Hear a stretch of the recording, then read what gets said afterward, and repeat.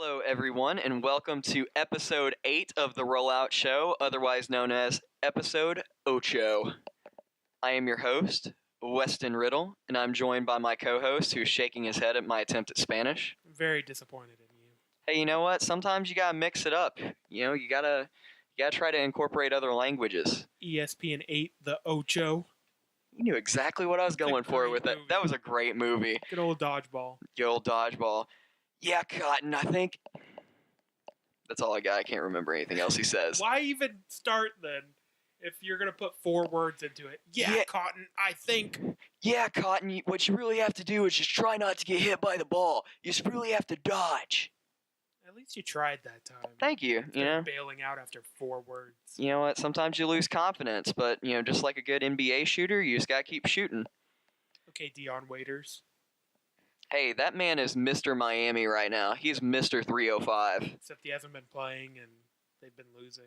Yeah, I know, but see, that's going to land him a big contract because they're losing now, and while he was in the lineup, they were winning. So you think Miami's going to pay him? I think so, yeah. You think? I mean, they probably have to. Who else are they going to get? I mean, he's not going to ask for max or anything. I mean, he's not going to get it. He's going to ask for it. I mean, I don't think anybody else out there is I don't think Sacramento, even though that's probably a bad example because we have no clue what they're thinking. But I don't think the Sixers are going to be like, what's the key? Our missing piece? Dion Waiters. Let's offer him max. You never know. He's been playing really well this year. He's been balling, but I think that man wants to stay in Miami because he hasn't even sniffed anything close to the amount of success he's had in Miami. Do you think he's going to get a comparable contract to like Harrison Barnes? That's a pretty good deal. Oh, no. I don't think he's going to get close to what Harrison. Think? No. Because the salary cap isn't going up as much as everybody thought it was going to. So that's going to kind of... It's a little salary crunch on a lot of teams. Have plenty of cap space. Well, they do, but I was reading an article, actually, speaking of the Heat, that Tyler Johnson's contract that they matched is so backloaded that he's making like $5 million this year and $5 million next year. And then the last 2 years of the deal, he's got an $18.5 million cap hit. So since the salary cap, the salary cap in 2018 is only supposed to go up to $102 million from $101 this next offseason. So they're going to kind of be in a little bit of a crunch. Well, they already got the huge jump where it basically doubled the last couple years. Yeah, that's true. It's just, and they're going to get helped out by, Bosch basically not being a factor anymore, so they'll be able to avoid his cap hit. But if they really want to go out and try to make a play for Russell Westbrook in a couple years, they may have to. Are you sure about that? I think Russell would fit great in Miami. He would fit great almost anywhere. I mean, yeah, you're not wrong, but I mean, I think I could just see him playing for the Heat. I mean, if he hadn't signed his extension he signed this offseason, I was kind of anticipating him going to the Heat, like the Heat trading for him. For the Lakers. Well, yeah, that's just like the hometown connection thing, but... And the Magic connection. Because everybody connects with Magic Johnson because he's so damn charming. Irvin Magic Johnson. He is so dang charming, but, I mean, they're going to have, 3 other point guards at this point? Because we have to assume they're going to draft either Lonzo or Fultz if the draft lottery shakes out like we think and it's going to. And then they already have Jordan Clarkson and D'Angelo Russell, so we're going to fit Russell Westbrook in here. Yeah, I guess if you really believe in the guys you have, you wouldn't take Westbrook. I don't know. If Westbrook wanted to sign with the Lakers, I don't see them passing up that opportunity. I don't think they would pass it up, but that's the thing because... one of the reasons Kupchak and Jim Buss got ousted is they were trying to trade for Boogie Cousins, and they were talking about including D'Angelo Russell in the deal. So that's one of the factors. You didn't hear about that? Vaguely? Okay. We probably talked about it on the podcast. We probably did.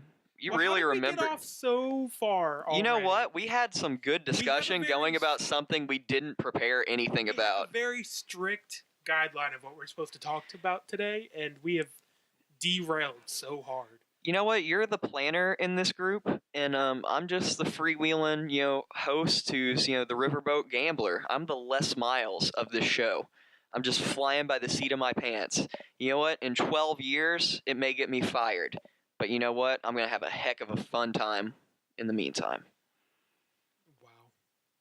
Didn't think we'd even talk about Les Miles, did you? Wow. How did we get to Les Miles? All right, hot take. Should Les Miles have been fired?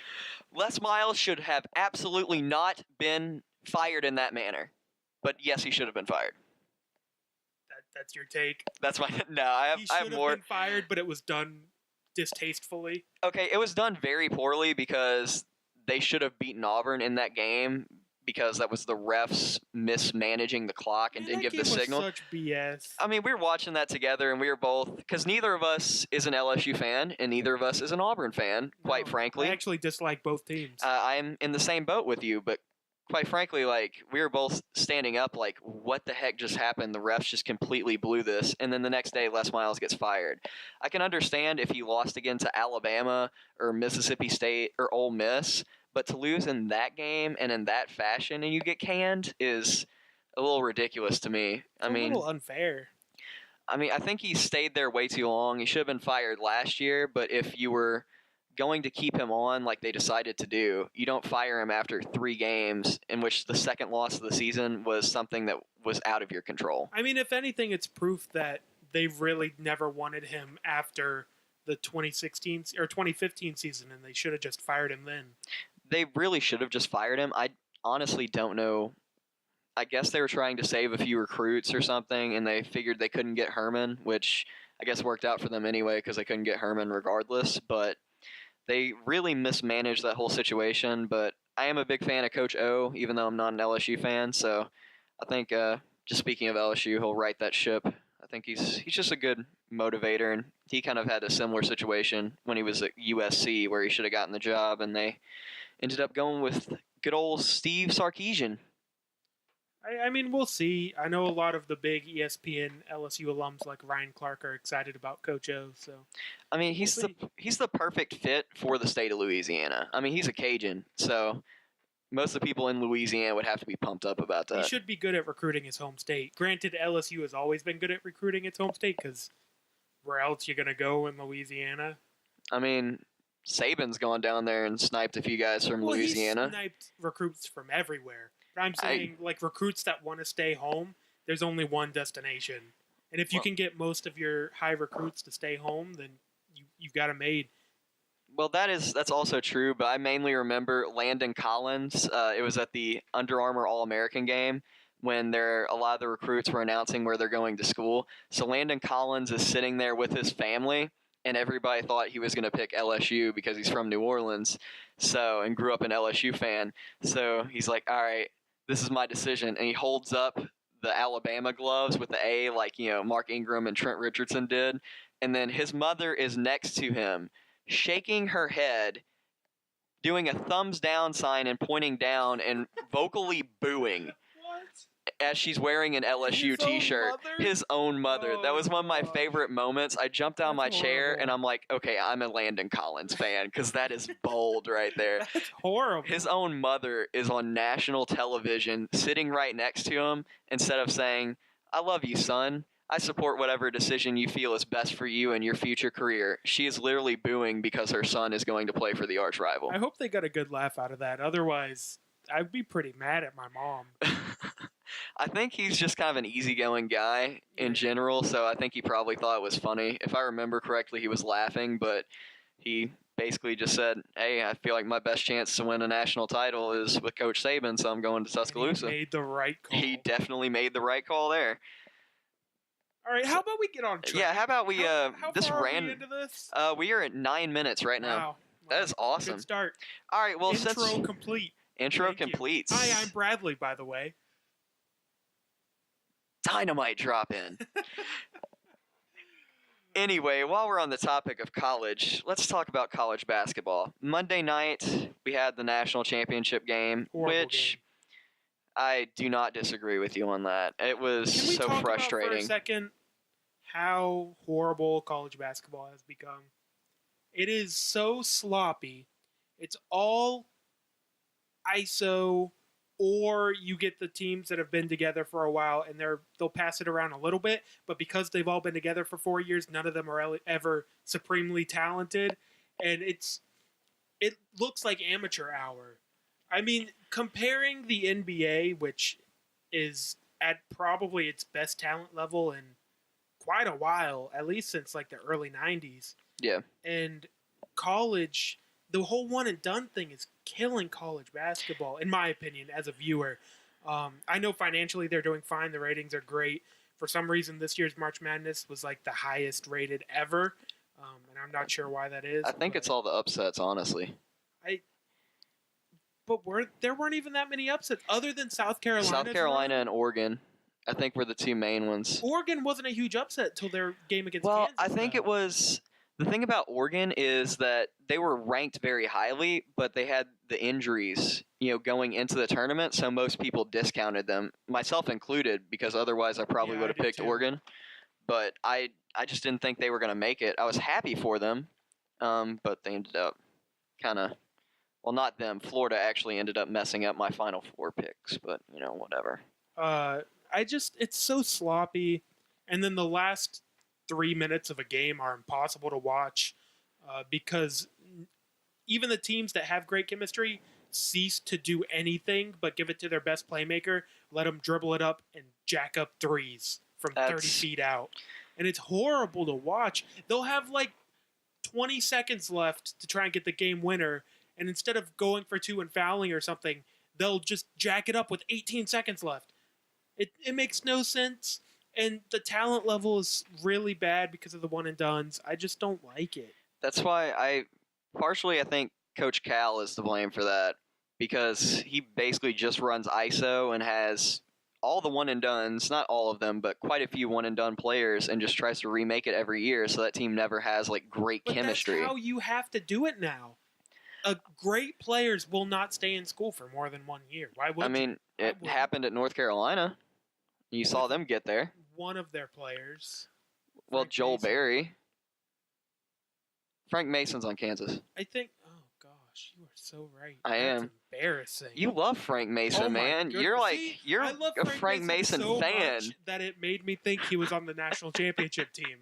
You saw that with your heart, dude. The vision was blurred by my heart. Because he's like a college. He looked like a college Russell Westbrook because of his effort. I think UNC straddles that line kind of with Duke.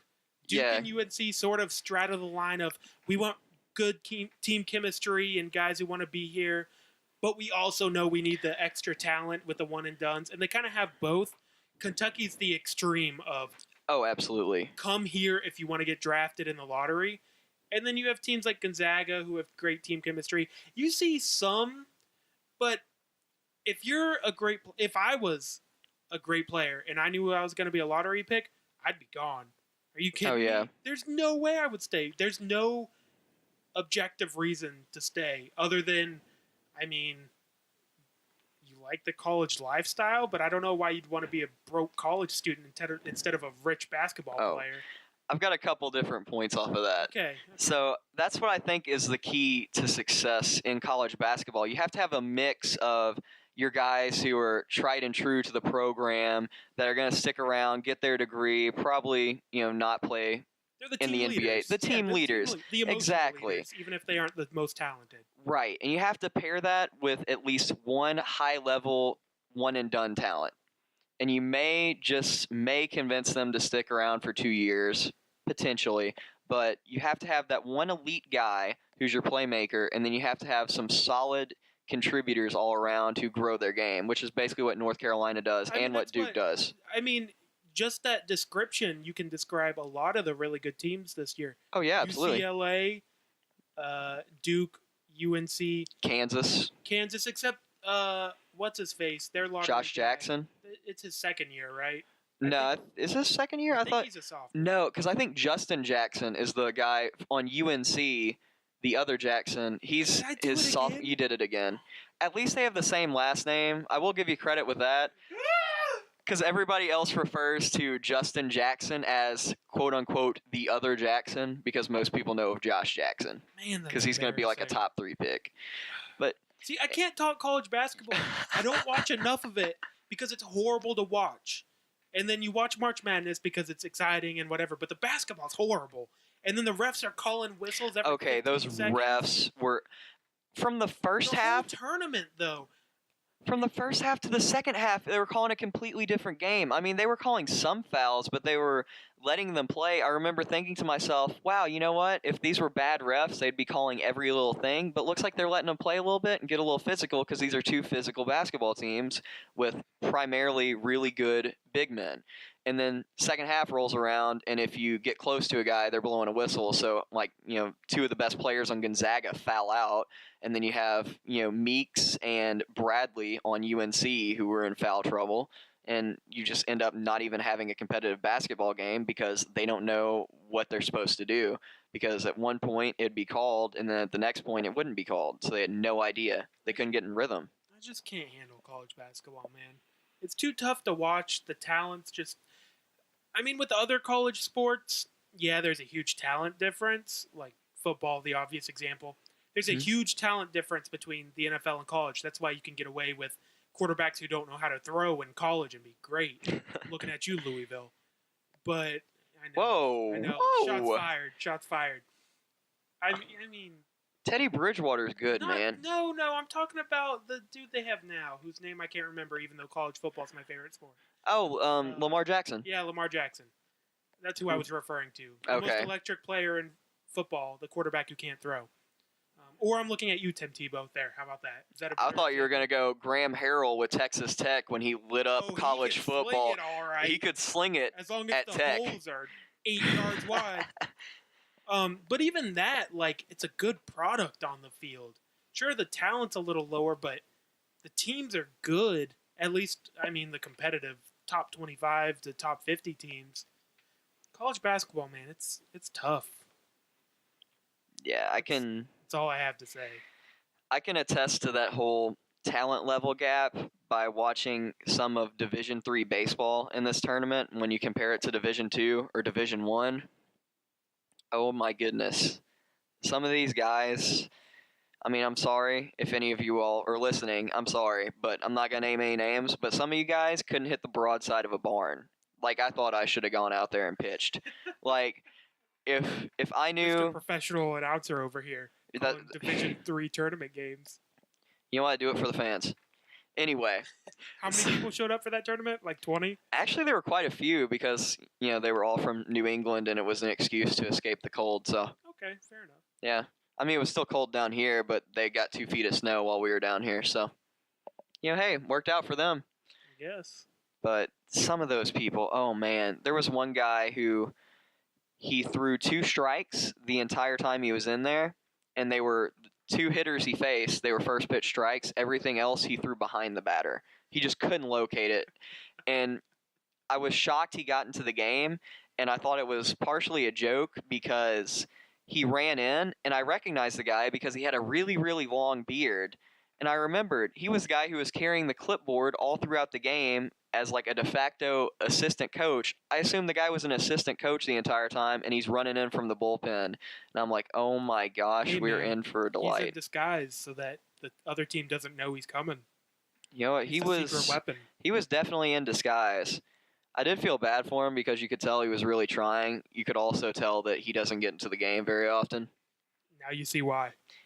Yeah, when you're a side armor and you can't find your release point, you're going to have a very, very long day.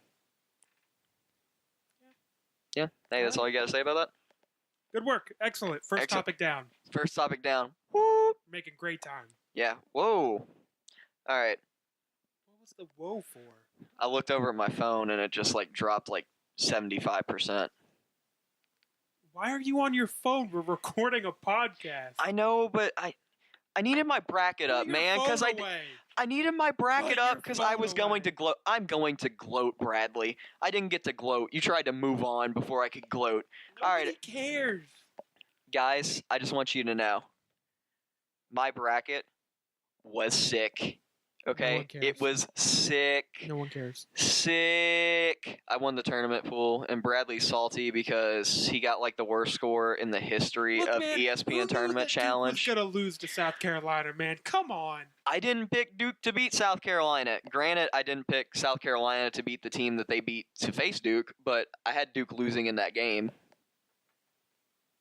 So, you know what? Sometimes you just have to roll with the punches. You always pick Duke, man. Look, man. You always pick Duke. I like Duke.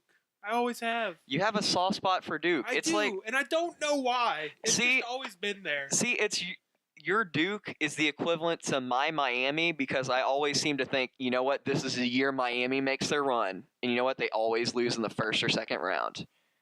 Duke and Michigan State, man. I always You- want to you have a soft spot? Michigan State. I don't know See, why. I usually fall for Gonzaga and Miami, or like Gulf Coast whenever they get in there.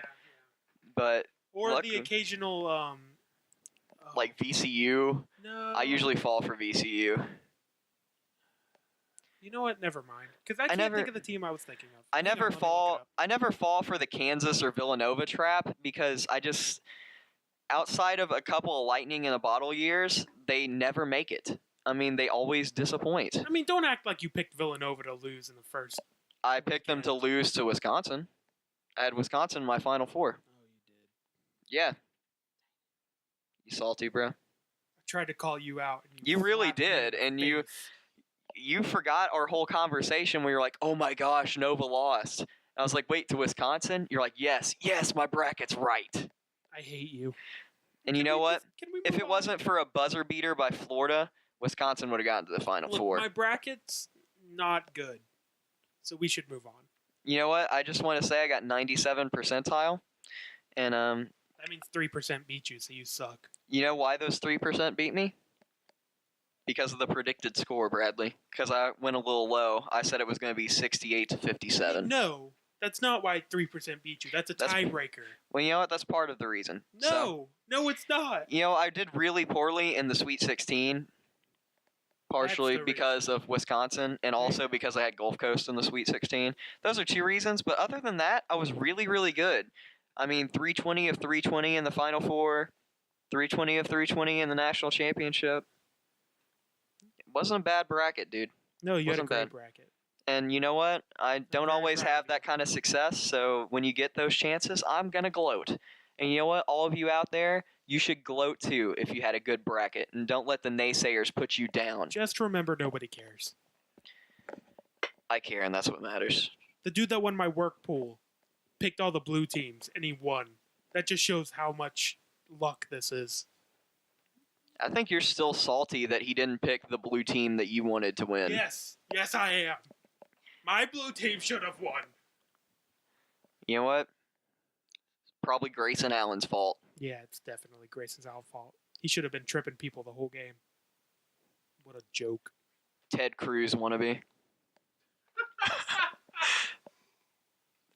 Man looks so much like Ted Cruz. That dude looks identical to Ted Cruz. It's hilarious.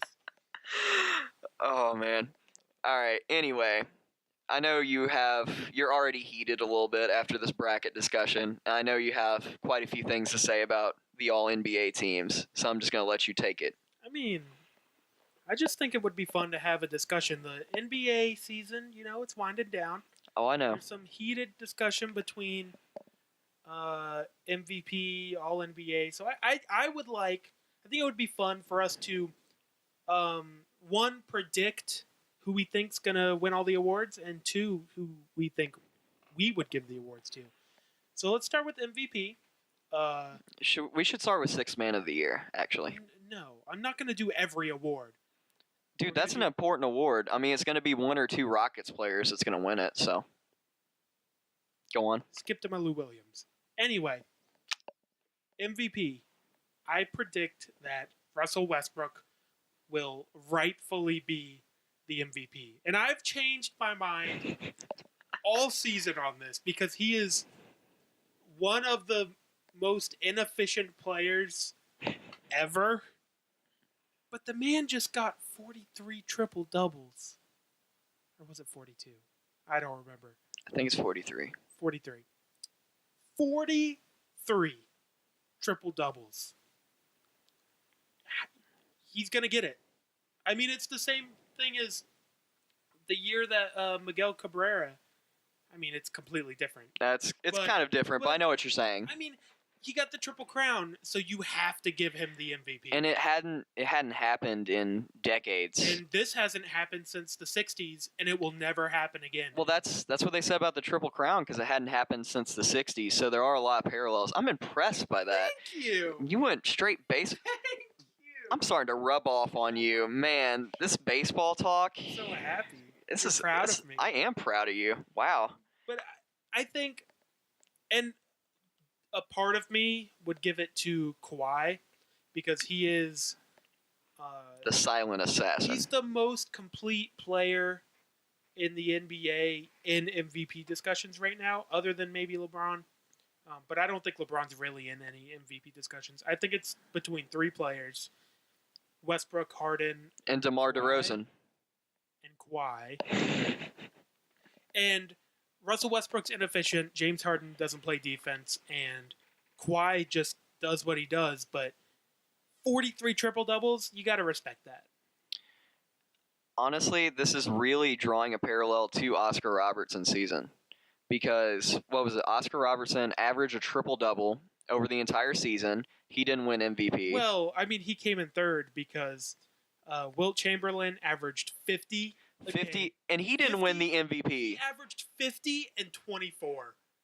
That's insane, and he didn't. So and he didn't win the MVP. No, Bill Russell. It went to Bill Russell because he was on the best team. And Bill Russell averaged like 19 and 20. Because back then, it just went to the best player on the best team. And that was the first team to ever break 60 wins. And for some reason, the players really respected that. I don't know. I would have given it to Wilt. 50 points a game, 24 rebounds a game. That's ridiculous. I don't care who else is on your team or how bad your team was. That's impressive. I don't care if Oscar Robertson averaged a triple-double. Give me 50 points and 24 rebounds a game. Thank you very much. But anyway, luckily for Russell Westbrook, no one in the league averaged 50 this year, or else he would not win MVP. Honestly, part of me wants to agree with you because I think it should go to Russell, because if he's not on that team is a bucket of boat trash. But you could say that about a lot of teams. I mean, you can say it, but that definition of MVP is so hard. Because, I mean, take James Harden off the Rockets. I think they're better than the Thunder. If you take James Harden off the Rockets. Neither team's making the playoffs. Not in the West. Most likely not. Not in the West, no. They could sneak in the East. Take LeBron off the Cavs. I mean, you still have Kevin Love and Kyrie. They have Kevin Love and a point guard who doesn't pass. I mean, they still have two stars. So, I mean, it's a little bit of a different discussion. I mean, Russell Westbrook, he has Victor Oladipo and Steven Adams. And Steven Adams is just a glorified bruiser from hockey. I mean, he's just an enforcer. He's DeAndre Jordan.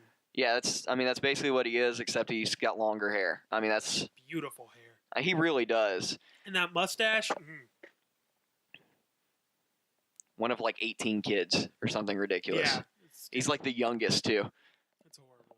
It's balling. By horrible, I mean awesome. I mean, keep it going, Papa Adams and Mama Adams, if you're still together and with us. I think they're still with us. I don't know if they're still together. Okay. I don't know. They're somewhere in Australia. We'll figure it out. If you want to come on the show, Mr. and Mrs. Adams, at the Rollout Show. At the Rollout Show. We got a great podcast. We got 2 seats over here for you. Actually, that's a lie. We don't have seats in here for you, but we will get them. Or have you call in and somehow figure out how to do that. We'll buy you Cuban food if you would like that, because I don't know if you've ever had it before, but it's great. Delicious. What? I don't know, man. Sometimes you just need to... I'm hungry, so a Cuban sandwich sounds really good, and some sweet plantains. Anyway, who would you pick for MVP, and who do you think is going to win MVP? I would pick... I want to go with Kawhi because I think he's just so underrated. But if I had to pick because of his historic season, I'd go Russell Westbrook. Yeah. But honestly, I think Harden's going to win it. Because I just have that feeling that the court of public opinion is going to want it to be Russell Westbrook because of his historic season. I just have a feeling it's going to go to Harden. It's the same thing when Steph won it 2 years ago. Everybody thought... Well, I mean, the players and basically the inner circle thought Harden should have won it and voted for Harden. But the difference between that is Steph's season, I mean, he was like 22-9. Yeah, was it just- wasn't like the history like He was Westbrook. the best player on the best team. That's what it And was. there wasn't really anyone else that had an incredible season, so he kind of won it by default. Mhm. I mean, he had a great year, and he was draining threes like we'd never seen before until the next season. But no one had a great year that year. So if James Harden had done what he's doing this year, he would have won it easy. I agree with that. I have a feeling that it just depends on how the voters are rating it, because analytics do come into effect a lot more nowadays than they did even 2-3 years ago. So I really think that's going to knock Westbrook down a few pegs. But And that what's even James Harden's defensive efficiency? Even if his offense efficiency is that's record high. part of the analytics. A lot of the times, that's why Houston does what they do, because they honestly look at the analytics and why they shoot so many threes, because you have like a higher percentage, because the lowest percentage shot you have is back to the Made in basket, post. low Yep, post. Absolutely. So that's why Houston is like, you know what? We'll have Clint Capella at the 5, and we're going to have a bunch of shooters who can space the floor. And that's what they do. It's a good strategy if it'll work. If you're hitting your threes, and I mean, the analytics say that's the way to do it. So we'll Exactly. So that's why I don't think they even care about the defensive inefficiencies, because, I mean, they have some guys who can play decent defense, but they're going to try to outscore you because they're just going to jack it up so much. But I think Russell Westbrook's season is just too historic. I've heard from several, not personally, obviously. That'd be pretty awesome, though. That would be awesome. MVP voters, and I've only heard one say that they were going to vote for Harden, and that's Bill Simmons. All the rest say they're going to vote for Does Russell Bill Westbrook. Simmons count? I mean, he has a vote, so Should he, yes. though? Why not? Because he doesn't work for ESPN? I don't know, because he says he's voting for Harden. I mean, who would vote for James Harden? Come on. It's not even a good joke. Come on, man. I was laughing on the inside. That was a bad joke. I apologize, guys. All right, let's jump to all NBA teams. All NBA, let's do it. First team, and I'll just say it out, and you tell me whether you agree with me or not. Okay. Obviously, all NBA is 2 guards, 2 forwards, and a center. So we got first team, the 2 MVP candidates, James Harden, Russell Westbrook. Agreed? Agreed. Unfortunately, my boy Steph is going to have to be second team. Sorry, bud. Even though I mean, deservedly so. he has turned it on since KD went down. You cannot deny. Oh, I can't deny that, but I mean, he has no business being first team because of the seasons That's that. a little disrespectful. I agree Bradley. with you, but I'm not going to He say had- no business. He shouldn't have started over Westbrook in the All-Star game either. He's having the second best season of his career, just because it's not Okay. a historically great season. Well, you have to reward the historically great seasons. Oh, I agree. I'm so, just saying, the verbiage there was a little strong for my boy Steph Curry. I mean, Steph's having a great year, but I mean, Second he's team All-NBA. second team All-NBA, so. Let's just move on. Okay. Forwards. I also think forwards is pretty shut and closed. Kawhi, Absolutely. LeBron. Yeah. What are you thinking about? No, it has to be LeBron. I wanted to make an argument for, like, Gordon Hayward, but I'm not going to. I just wanted to set you off. Gordon Hayward. I just wanted to set you off. Gordon Hayward's not even third All NBA. Okay. Whoa. Come on. Okay. Man. He's going to get third team All NBA. You want to know why? Because if he does, he can add an option onto his contract. And if he adds that option onto his contract, then he can get the designated veteran extension where he could be like the highest paid player in the NBA. The first one ever. So he's going to get it. So because he wants to be third team All NBA, he's going to be third team All NBA. I mean, honestly, I think he's going to get third team All NBA, and the Jazz are going to be like, well, shucks, we have to figure out what to do now. Might be a Sacramento Kings situation over here. Something to think about, Bradley. I can't believe you just compared LeBron and Gordon Hayward. I mean, honestly, that's not a terrible comparison because... Come on, man. No, hear me out. There's a lot of parallels there because before the Cavs knew that LeBron wanted to come back to Cleveland, they had a contract offer sent to Gordon Hayward for max. And then they rescinded the offer once LeBron came up to Dan Gilbert and said, hey, I want to come home. This is true. Otherwise, you would have seen the Cleveland Cavaliers centered around Gordon Hayward. I understand that comparison, but that's not a comparison between the two players. So what's the point of I'm just making saying there's a connection there. Okay. I'm just trying to inform our listeners, a little history from like 3 years ago, because otherwise the NBA would have looked completely different and the Jazz probably would have been trash now. And the Heat would have won like 18 titles. I mean, it was 3 years ago. So, 2 plus 3 is 5. So they probably would have won 4 because I bet the Warriors would have got them at least one season. Once, yeah, probably. And the whole Bosch thing. Okay, maybe they only got one more. I think they probably would have only got one more. Interesting discussion that we should have one day. We really should. LeBron Heat versus today's Warriors. Ooh, that would have been a good matchup. That would have been a great. And let's have Kevin Durant.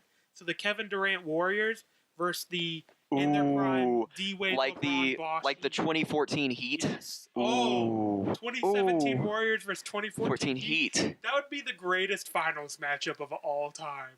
See, that's what we all expected to have when it was Thunder and Heat.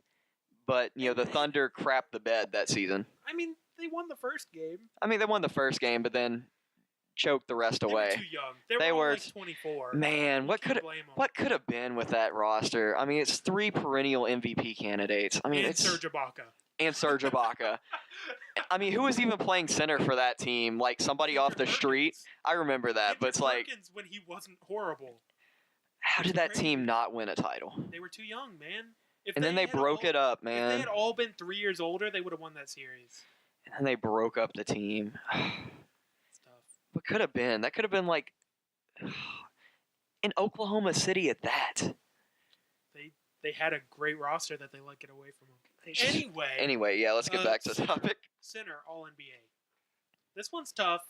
And it's it very wouldn't surprise tough. me if soon they start just doing 3 forwards like they do the All-Star game. I think it's going to end up being 3 forwards. That's what they do for the All-Star game. They don't even have centers as a designated position. That's why Joel Embiid was like really campaigning and got Sam Hinkie involved to try to get the center spot back onto the All-Star ballot because he wanted to, be on the All-Star team.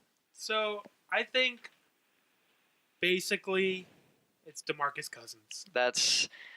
I unfortunately agree with you. He's the most talented, and even though he has some issues and isn't the best teammate, yada, yada, yada, he puts up numbers, and since he's been in New Orleans, he's still put up numbers. He's the most talented big man in the game, and you got to give it to him. I really wanted to disagree with you there, and I was really hoping you weren't going to say Boogie Cousins, but I honestly, his numbers speak for themselves. He's got the numbers. His teams may end up losing a lot, but he's the best center in the league. That's you can't debate that. Yep. Honestly, if we see next year if he comes back healthy, you have to watch out for Nurkic with Portland. That's just a perfect fit there. Just a little tidbit for next season. I like it. I like the tease. You like the tease? Let's look back a year from now and see how right you were. I think I'm going to be really right because that dude's on a contract year, and that man can ball. That man can ball. He's so good. Anyway. Right. Second team All-NBA.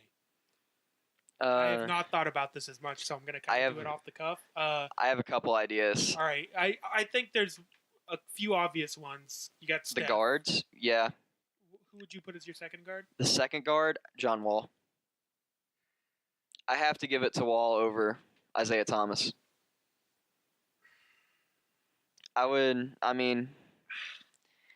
Man, part of me would even give it to Isaiah and Wall over Steph. Don't be disrespectful.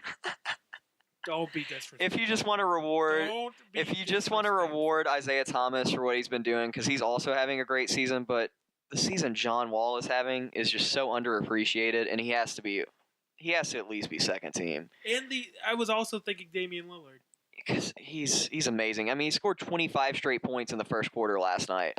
I was driving home from work and listening to that. He was putting on a clinic against the best defensive team in the league in the Utah Jazz. It was a clinic. I actually think I agree with you. I think it would be Steph, John Wall, second team, and then Lillard and Isaiah Thomas, third team. Unfortunately. I wanted to put Isaiah Thomas second team, but... It's so tough. Then forwards, I think you got Kevin Durant. Yeah, Kevin Durant.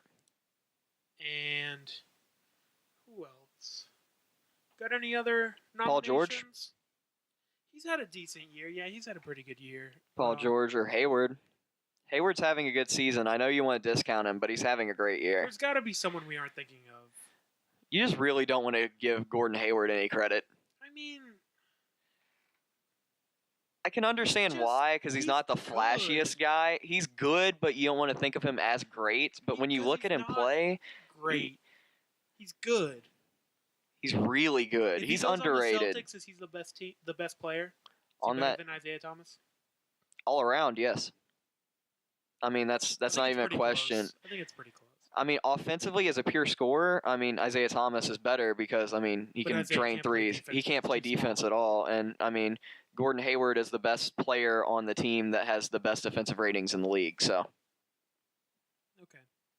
I think it's a fair nomination. I'm sure there's guys we aren't thinking of. Really did not do Kevin Love. No, not second team. I wouldn't give it to Blake Griffin. I feel like Draymond isn't having as good of a season as he had in the past. Went from the third option to the fourth option. It happens. I mean, there's too many great scorers on that team for him to get the ball as much as he was before. Anyway, and then I think the center, you probably have to put DeAndre Jordan, but it's the same situation. Reluctantly. By default, DeAndre Jordan. I mean, yeah, you can maybe make an argument, but he probably... I would put Gobert over DeAndre Jordan. I think he's having a much better season than DeAndre. That's fair. Anyway, I just thought that was an interesting conversation, so now we've had it. Thank you very much. Yeah, and also look out for Jokic, who was the Nuggets center that they chose over Nurkic. I think he would be third. All these names sound the same, man. I mean, they do, but they're really good players, though. You have to give them some respect. You have to give them some respect. Nurkic, Jokic, Vucevic, I just can't. And you know what the funniest thing is that they were both from the same draft, both drafted by the Nuggets, late first round, early second. And they're two of the best centers in the league right now, up and coming. Good scouting right there, and a little bit of luck. Good scouting and a little bit of luck. You are not wrong. And there's so many teams that are out there wishing, man, you know what? We really shouldn't have passed on these guys. Kind of like how people passed on Kawhi Leonard. Or Isaiah Thomas. Or Devin Booker. Or Draymond Green. Or Hassan Whiteside.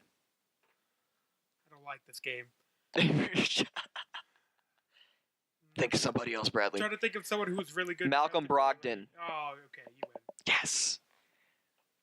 Malcolm Brogdon for Rookie of the Year. Actually, speaking of that, did you hear about that story? What Malcolm Brogdon did? No. Okay, so the Bucks were wanting to put together an expensive marketing campaign to promote him for Rookie of the Year. Also, we forgot about a player. Antetokounmpo. Giannis. We disrespected Giannis. Oh my goodness. Giannis. We disrespected him so hard. No. Oh my gosh. You're on one of those all NBA teams somewhere, but we don't have time to go squeeze you back in. Oh my gosh. Giannis. Sorry for interrupting you. No, we disrespected him. We needed to say something. I'm sorry, Giannis. I'm sorry. I really apologize. I love Giannis Antetokounmpo. Antetokounmpo. He's got the best name in basketball. Oh, hands down. Giannis Antetokounmpo. It's the most fun name to say once you actually get it down to. You know how to say it, yeah. Unless you're like the Bulls announcer, Antetokounmpo. It's pretty good. Yeah. Pretty good. Yeah, whatever. Nicely done. Thank you. But anyway, Malcolm Brogdon. So the Bucks were wanting to do a marketing campaign to try to, make sure he gets the Rookie of the Year votes that he deserves, because a lot of people aren't really thinking of him. Because he plays for Milwaukee. Because he plays for Milwaukee, and he wasn't as heralded. Because Saric is having a really good season, so he's really the front runner. And then had Embiid stayed healthy, it would have been Joel Embiid. I mean, doesn't he still have a decent shot? He still has a decent shot, but because the rookie class has been so kind of lackluster. The top guys, Ben Simmons hurt all year. Ingram out in LA hasn't really done much. Hasn't done anything. Yeah. So, but Brogdon, he went to the team. He's like, do not spend all this money on a marketing campaign for me. Like, if I get it, great. But if I don't, that's fine. I want you to use all this money you were going to spend on me and donate it to charity. So that's what they did. That gave me the utmost respect for that guy, because votes for who was this? Michael Brogdon? Malcolm Brogdon. Votes. He was the second round pick in the most recent draft, and he's the starting point guard for the Bucks. If I had a vote, vote for him. I mean, I would too. I mean, Even though mad that's respect. probably not what you're supposed to base your vote on. Probably I not, but totally honestly, he's having a really good season. He's having one of the best seasons for a rookie, which puts him in Rookie of the Year conversation. So, Well, all right then. yeah. But anyway, shout out to Malcolm Brogdon. Way to be a good guy, and you keep doing you, man. So, Antetokounmpo. Speaking of good guys, let's talk about Dallas. The Cowboys. Well, sorta. We're actually talking about the gunslinger, formerly of the Dallas Cowboys, Mr. Tony Romo, who is apparently, according to all reports, signing a 2-day contract with the Dallas Mavericks to become the pass-first point guard that Mark Cuban has been seeking for the past half of the season. How awesome would it be if they actually let him on the court? You know what? What do they have to lose in letting him on the court? I mean, I guess injuries is the only thing, but you know what? If it's a blowout game and it's the fourth quarter, let that man get on the court and dribble the basketball a little bit. Just for one series, then you call a timeout and get him out. I mean, why not? You know what I would love to see is him inbound, get the inbound pass, and just lob it full court to Nerlens Noel for a slam. That would just hit the football pass right yes, the rim. Yes. He's got the accuracy. He does have the accuracy. I mean, it's a little different, shape with the basketball, but he's got the arm strength. It's the same motion, man. It's the same motion. He's got it. I mean, just like a solid D-Wade full court pass, to LeBron, except, it's Romo and Nerlens Noel. I mean, the whole Mavericks thing is funny and cute and silly, and I like it. Some people may have a problem with it. I think those people are stupid. How do you feel about this whole Tony Romo, CBS, not signing with another team thing? Why didn't he sign with another team if he wanted to play? Honestly, I think it got down to he had been spending more time at home, this offseason, and the way everything was shaking out. Also, I don't think he liked how the Cowboys were handling the situation. I think he wanted to be released at the start of free agency, not kind of left in limbo. But he still has plenty of time. He does, but if he wanted to go to a new team now, it's been a couple weeks. It's not like he would have been released 3 months ago. Well, where would he go? Because the Texans are the top option, but honestly, I think it got down to the point where I think he wants to think about his long-term health now. I mean, that's the only logical answer. He kept getting hurt behind probably the greatest O-line any of us has ever seen, and he kept getting injured, seriously injured. And, I mean, there's no way in heck he was going to go to Denver, even if it would be a good fit, because Denver had the worst offensive line in football last year. Probably second worst. Who? Cleveland did play 6 different quarterbacks. Well, yeah, but I mean, they at least had Joe Thomas. They have one. The other 4 were basically guys from the street. Denver has Russell Okung, who they let walk. I mean, yeah, so... I don't blame him for not wanting to go to Dallas, but he... You mean Denver? You said Dallas. Oh, my goodness. Denver. Sorry. It's very late. I'm ready for bed. True.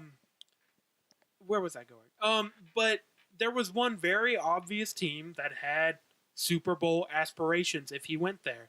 And it seemed, all accounts seemed to say that he still really wanted to play. He really wanted a Super Bowl. It just shocked me that he didn't even give it a shot. But he's obviously thinking about his long-term health. And maybe he's thinking, if I'm going to be a quarterback, it's going to be for the Dallas Cowboys, and maybe Dak will get hurt. I mean, he has a clause in his contract with CBS that allows him to go back and play football if he wants to. Honestly, I think that CBS offer was just too good to pass up, because not only does he have an out in his contract where he can leave his contract for football reasons, but also how often does the top color commentary job come open at a network? It wasn't open. He just kind of took it. Exactly. I mean, they wanted him very, very badly for some reason. How much money they threw at him? I don't think that figure's come out, has it? I don't think it's come out, but it has to be millions. Oh, it's millions. I'm curious how many millions? I think because when you think about it, the Cowboys are basically always on Fox. So I mean, it's always Joe Buck and Troy Well, Aikman the from NFC Jerry games, World. the NFC games are always on Fox. Exactly. So I think he's just going to bring a different dynamic to CBS, and honestly, they've needed that And because I think we can all be grateful that Phil Sims is gone. I mean, Yeah. I apologize to Phil Sims and his family. I didn't. He's not good at. I mean, he's been saying the same stuff for years. He's not very good, and I think It's the part nature of the problem, business, man. and a big part of that problem may just be he was the voice of Madden for a few years, and we play a lot of Madden. I think that's what it is, and it was one of the years of Madden where everything was glitchy, so everything he said made no sense voice is just whatsoever. ingrained into my mind and haunts me in my sleep. And he doesn't say anything interesting. Maybe Tony Romo will actually bring something new and interesting to the table. I think he will. Because, I mean, Phil Sims didn't play in this era. Tony Romo did. Maybe Absolutely. He'll have a little bit better perspective of what the quarterbacks are thinking, how they operate, that sort of thing. I mean, when you think about it, there aren't a lot of color commentators that had played really, really recently. You have like David Deal. I mean, he's probably the most recent example that played on Super Bowl teams, but he was an offensive lineman. I mean, you have Ryan Clark that does some stuff for ESPN, but he's not in the booth. You don't have any booth guys. Exactly. And Romo, he has had a lot of time on camera. He's done a lot of just different features. And also, it does help out that his wife, like, that is her profession since she's, in the news, since she's a news, caster. I did not know that. Yeah, she's an anchor in Dallas. Well, thank you. Yeah, you're welcome. So I think that also played a factor because I assume to move because she doesn't want to leave Dallas, sort of thing. Exactly, that played a factor. I mean they have a young family. Houston, they don't have to move. He can go to Houston for a few weeks out of the year. It's not incredibly far, but I think it was he saw this opportunity and he knows that's what he wants to do post-career. And I think get a head start on it. I think he did because, I mean, when you look at his injuries, I mean, the man could have died a couple different times, and his kids are getting older now, so I think he's starting to realize, you know what, I actually want to see my kids graduate from high school and not be limping around over there. That's fair. Oh, good luck to Tony Romo. I think he's going to do as good a job as you can do because I think that, I mean, nobody really cares if you're that interesting. We've been watching games with Phil Sims for the last decade, and I mean, we just tune them out. So I mean, that's about all you have to do. Probably pay attention to you for the first game and then tune you out for the rest. But good luck. We believe in you. Good luck, Tony. I'll miss you. But I'm excited to hear you. Anyone on the show that's at the Rollout Show? At the Rollout Show? Please contact us, Mr. Romo. Big fans. Huge Romo fan. Huge fan. Huge. Definitely think you're pretty good. I mean, numbers would statistics suggest that you're the best quarterback in Cowboys history. And I agree with that. I mean, Roger Staubach. Fight me. Roger Staubach. It's a different NFL, dude. Oh, I agree. But you got to give the old man his dues. No, he's great. He's right in that conversation with Romo. Do you think Romo's a Hall of Famer? I think he's borderline. And he's borderline. You're saying two different comments. On one hand, you're saying he's the best quarterback in Dallas history. He is.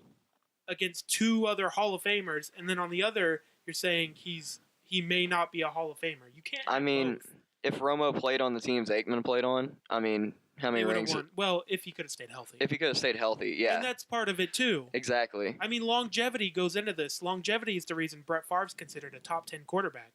Oh, absolutely. He threw more interceptions than anybody ever. But he never got off the field. But that man was a gunslinger. I loved watching him.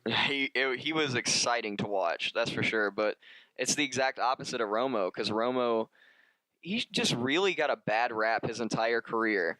Because everybody thinks of, the one play, his rookie season, when was holding for an extra point on a rainy day in Seattle. I don't even think that comes up that often. I think it does. Every time I've talked about this, it always comes down to health. He's played like one full season in the last 5 years. I think that's why people have historically underrated Romo and what he brought to Got the off to a table. bad start. Exactly, and he kind of like rubbed people the wrong way when he first got into the league because he was dating celebrities like Jessica Simpson, and she was everywhere. And then he had like the failures in the playoffs, and people kind of rooted for him to fail, which is really odd considering his story. He came from basically nowhere at Eastern Illinois, undrafted, to become, the quarterback of the Dallas Cowboys, leading them to the playoffs.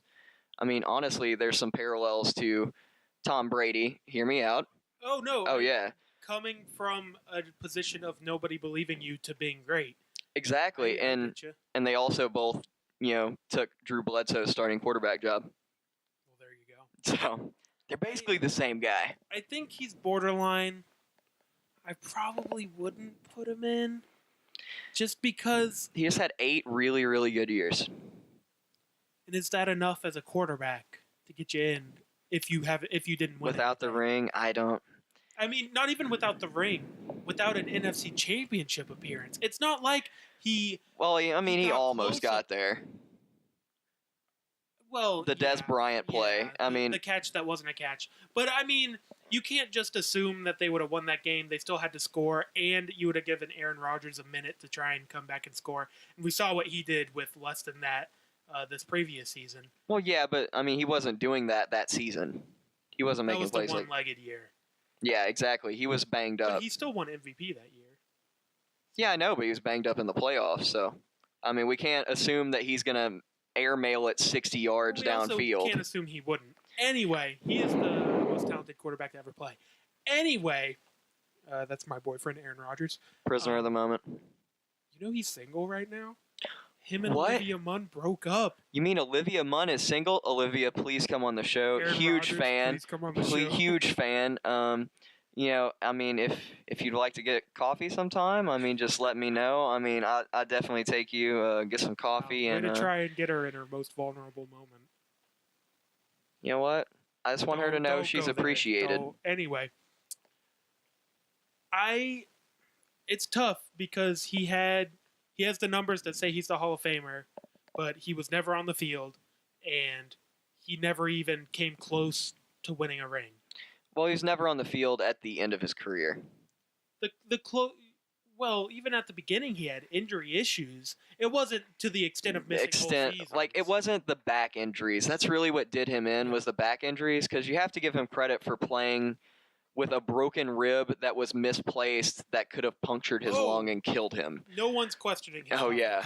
I mean, the fact that 2 years ago, 2015, when he came back as early as he did to try and make a late playoff push, and he just got smacked by the Panthers and got hurt again.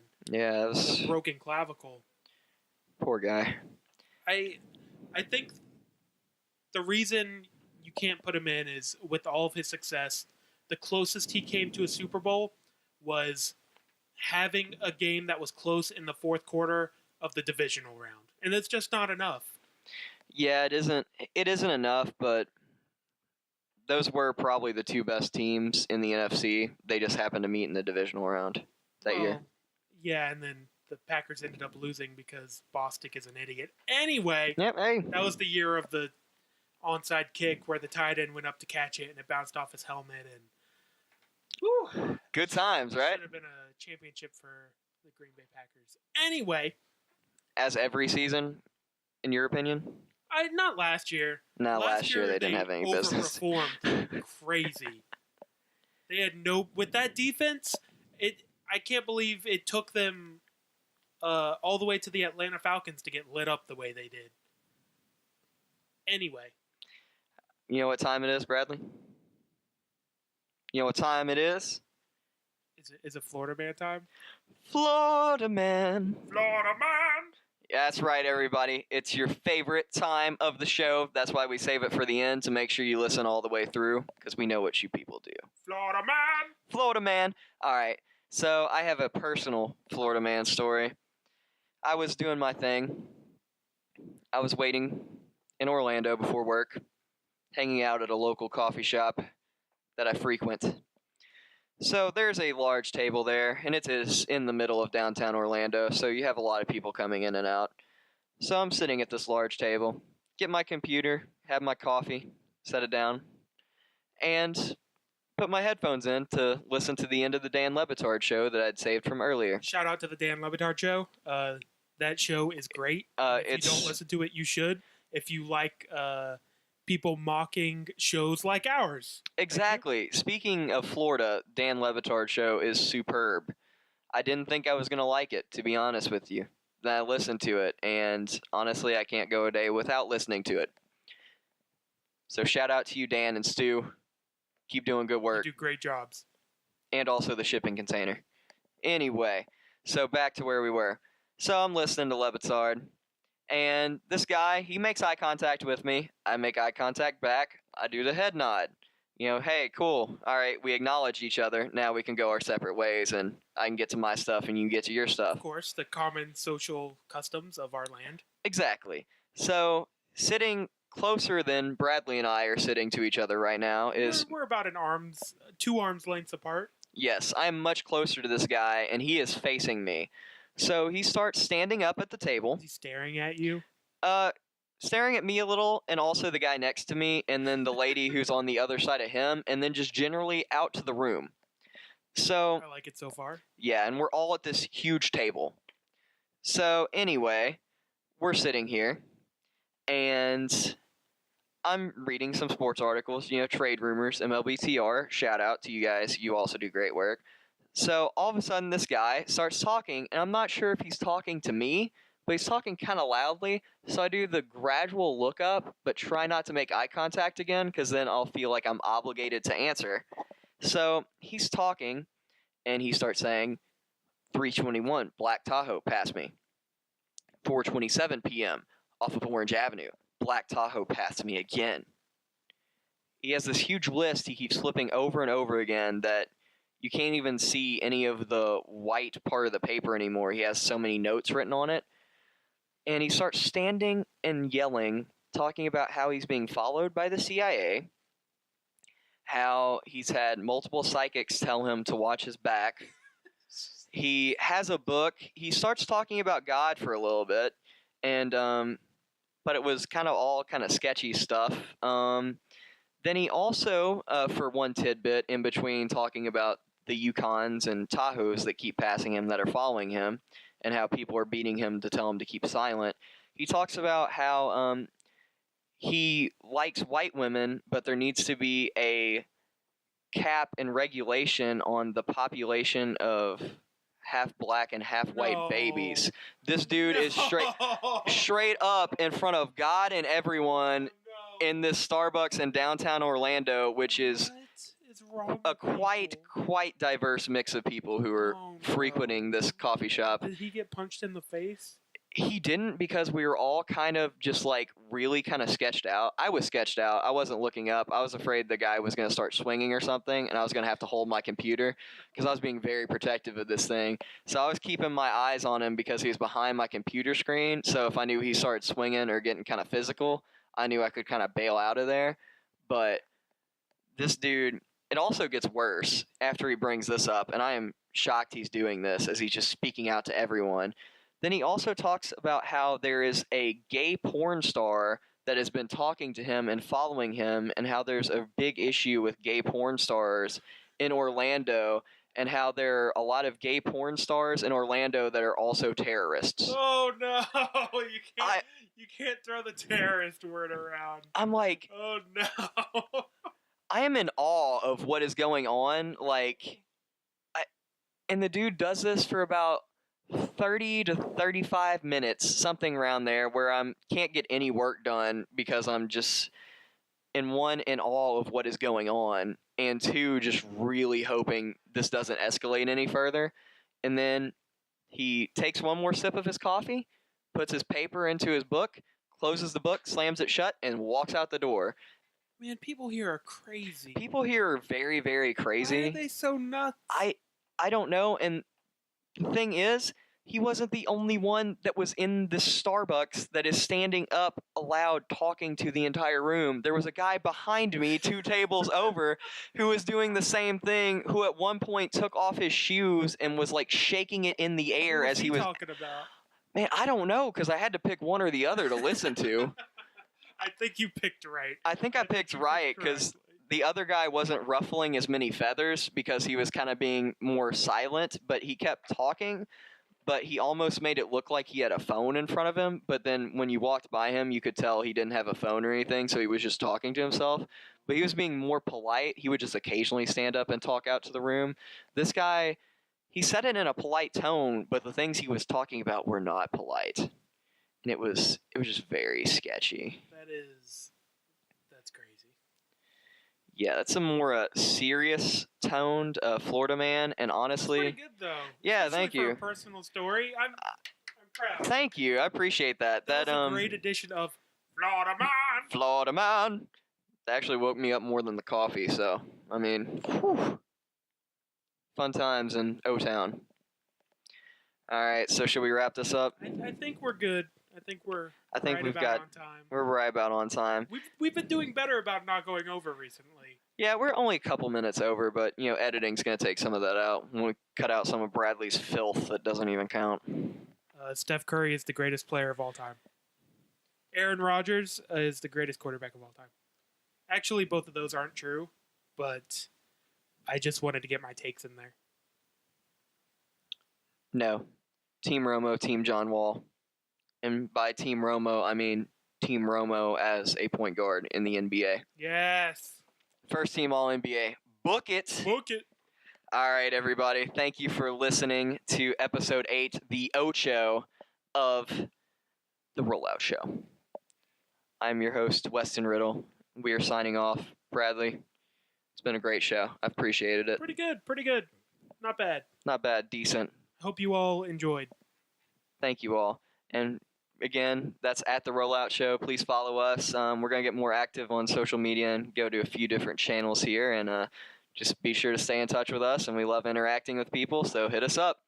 Thanks, and stay tuned for Episode 9. We out. Rollout. Gets worse every week. I think that's part of my charm. I'm going to go with charm. Because it's better to laugh than cry, right? Whatever keeps you up at night. Actually, it helps me sleep at night. That was a joke. I said it backwards, and